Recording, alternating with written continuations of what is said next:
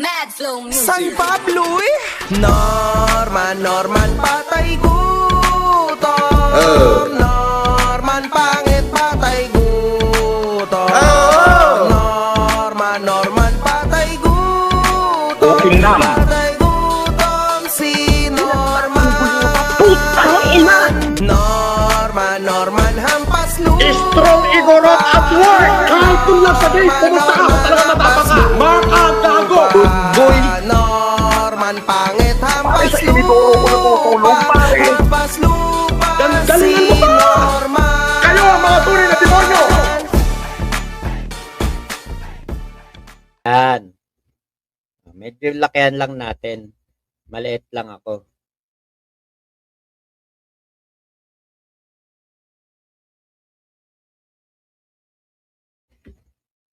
Okay. Kuya John Rob Malgapo, papansin lang si Kulasa sumasabay sa init ng agos para makabul. Big Mama, ako may hint ako, boss ma, kasi alam niya na dikit kayo ni MG. Kaya ayaw kasi ni Tuta na iba ang nakadikit kay MG. Gusto niya siya lang ang bida. Oh, okay.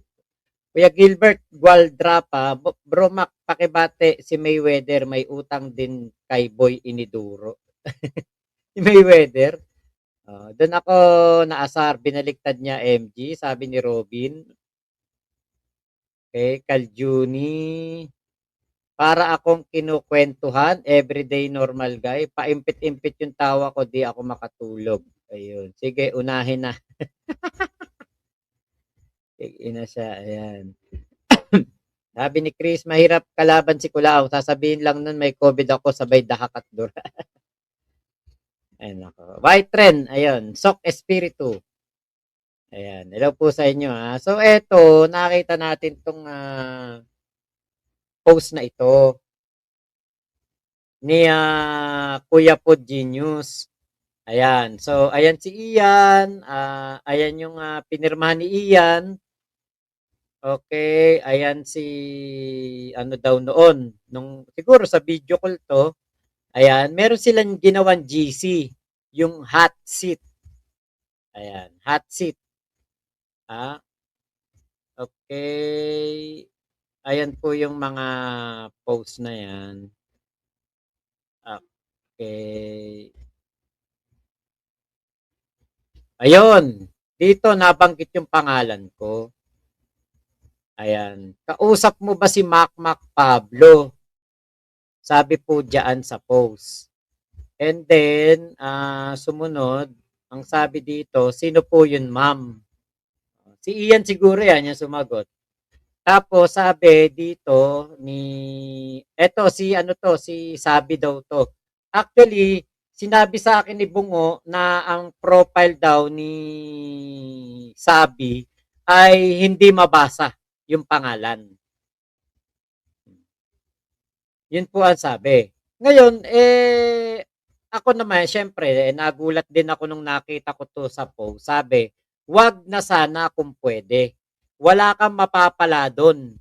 Ikaw pa pagkakakitaan nun. Ayun. Syempre, bilang isang tinuring ko siyang kaibigan, hindi naman may tatanggi sa inyo yun na ako'y tinuring ko yung kaibigan kasi nga po syempre, 'di ba? The enemy of my enemy is my friend. Pero yung ganitong simpleng salita, alam ko na hindi niya ako tinuturing na kaibigan. So ako, pinuputol ko na po ang kahit anong mga, kung ako'y tinuring ko siyang kaibigan noon, ngayon wala na, neutral, wala na akong kahit ano sa kanya. Hindi na rin siguro ako pupunta sa channel niya kasi ayoko na rin. 'Di ba? Ayoko na rin na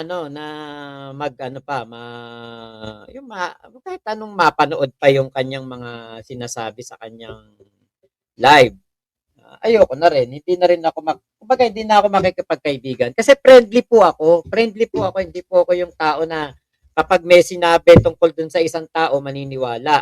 Hindi po ako ganoon. Hindi po ako yung porke nadinig ko lang na ganito, ganyan, parang wala, kumbaga parang bigla na lang din ako mag-iiba dun sa tao. Hindi po. Ngayon, katulad po niyan, sinabihan ako na wala kang mapapala do'n, ikaw pagkakakitaan nun. Ikaw pa pagkakakitaan nun. Alam ko walang pera si ano eh, si Ian eh. Paano ko siya pagkakakitaan? Baka sa content, pwede no. Baka sa content na sinasabi niya, gagatasan ko. Ah, eto nga po yung ano eh, kumbaga gine-gatekeep si Ian. Pero ako talaga, mas gusto ko kay MG yon mapunta. Hindi po ako nagka-interes kailanman na mangagaw ng i-interview ni MG. Never. Bakit?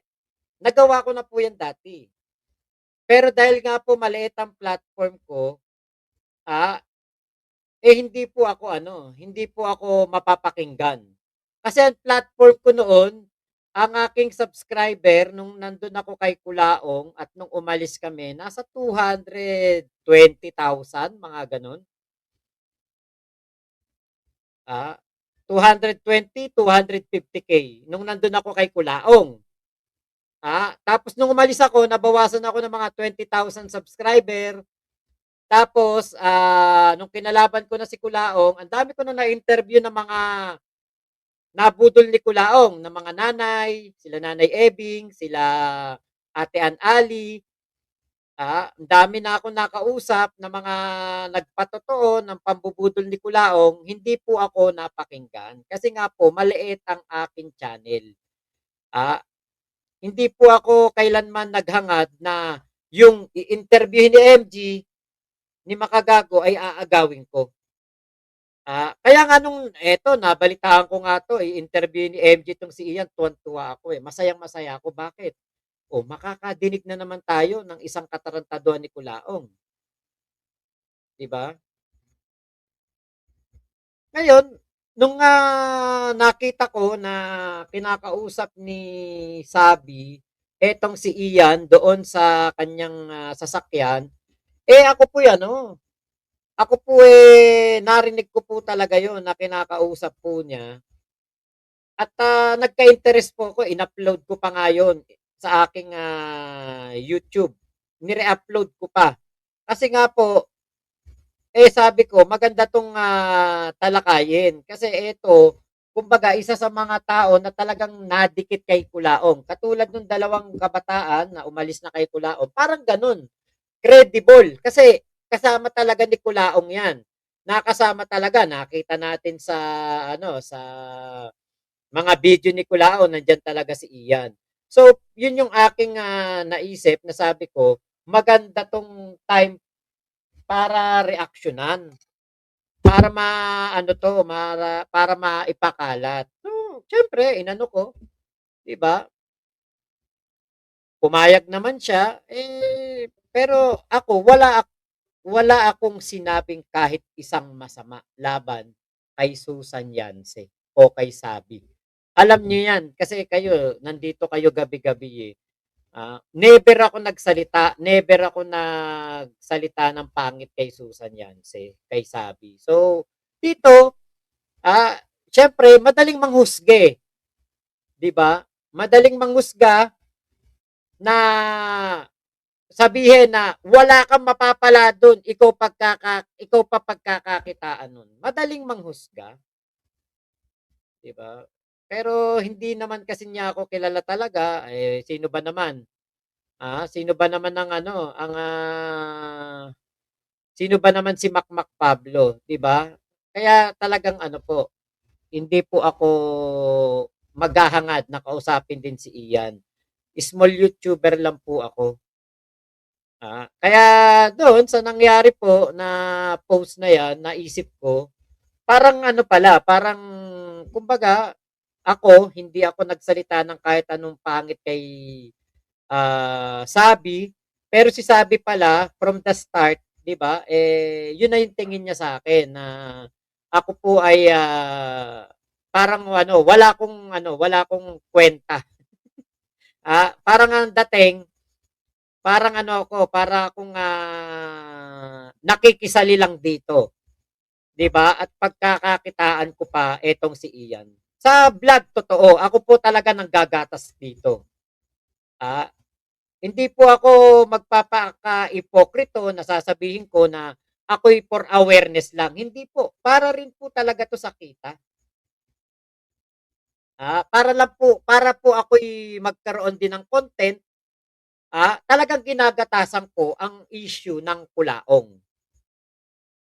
Kasi kung sino man ang, magsasabi na ako'y walang karapatang manggatas kay kulaong, paano yung 30,000 na nawala sa akin na naibigay ko kay kulaong?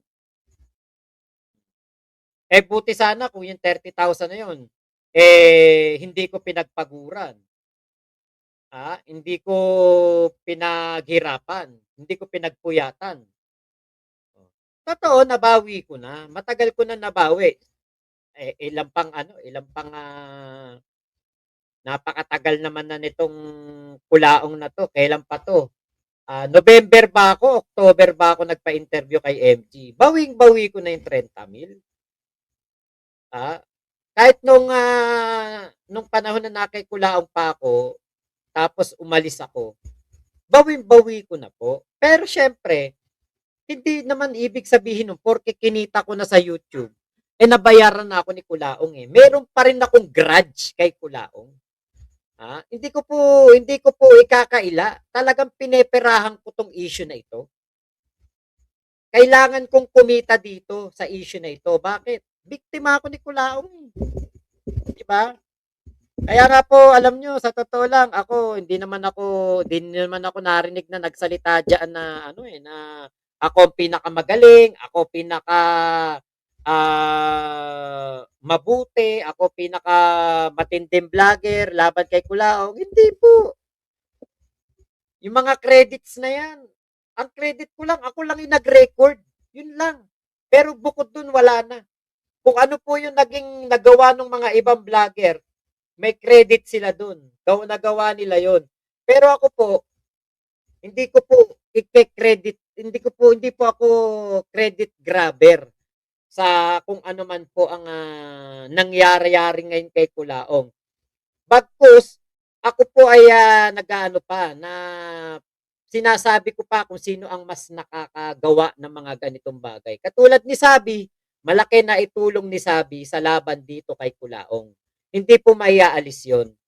'Di ba? Kaya nga sabi ko, tinuring ko siyang kaibigan kasi nga the enemy of my enemy is my friend. Pero yung ganito na meron po tayong mababasa na hindi maganda, hindi ko na po siya kaibigan. Hindi na rin ako pupunta sa channel niya. Alam ko hindi ako kabawasan sa buhay niya. Alam ko hindi ako kawalan, pero at least yung akin, 'di ba? Ako po ay hindi kailanman nagsalita ng masama laban kay Susan Yance o Sabi. Never. Hindi po ako nagsalita ng masama sa kanya. Kahit nga nung kainitan ng issue, ako po ay gumitna at talagang ako po ay kinampihan ko pa siya, 'di ba? Kaya ako po yun lang ang aking saloobin dito. So ngayon, bahala na sila kung mag-away-away sila, 'di ba? Kung ano man ang kanilang kahinatnan dito, kung ano man mangyari kay Susan, 'di ba? Pero hindi naman kasi natin maiaalis na si Susan Yance o si Sabi, excuse me po, ay mawala talaga dito sa channel ko o hindi natin mapag-usapan. Kasi katulad niyan, si Kulaong, merong mga issue na ginagawa dito patungkol kay Chubby-Chubby. O Chubby-Chubby na lang daw sabi ni Kuya Henry, 'di ba? Hindi natin 'to pwedeng hindi natin matatopic si Chubby-Chubby dito kasi nga talagang nandiyan yung issue ni Chubby sa Kulaong at ide-debunk pa rin naman natin 'yan, yang issue na 'yan kay Kulaong, 'di ba? Pero hindi na tayo kakampi kay Chubby, bahala na sila kung kaaway niya ang mga kaibigan ko, sila Kuya Nasukir, bahala siya sa buhay niya. Hindi naman ako din nag-aano hindi naman ako kumbaga papanig sa kanilang kung kunwari kakampi ko kay Kuya Nasukir o kakampi ako kay Kay Chubby, hindi. Ah, wala akong kakampihan sa kanila kasi hindi ko naman po alam kung ano mga naging issue nila, eh. So maliwanag 'yon, tayo ay,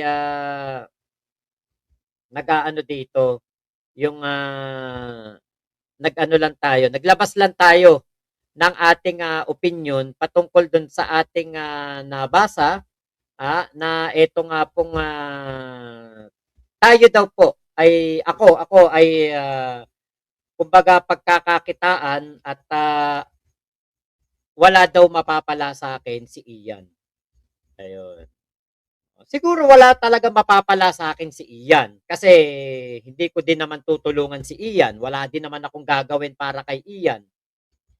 Totoo 'yun, walang mapapala sa akin si Ian, pero kahit papaano yung simpatya ko ay na kay Ian, at nakikisimpatya ako sa sinapit niya kay Kulaong. Tama naman 'yun, wala talagang mapapala sa akin si Ian.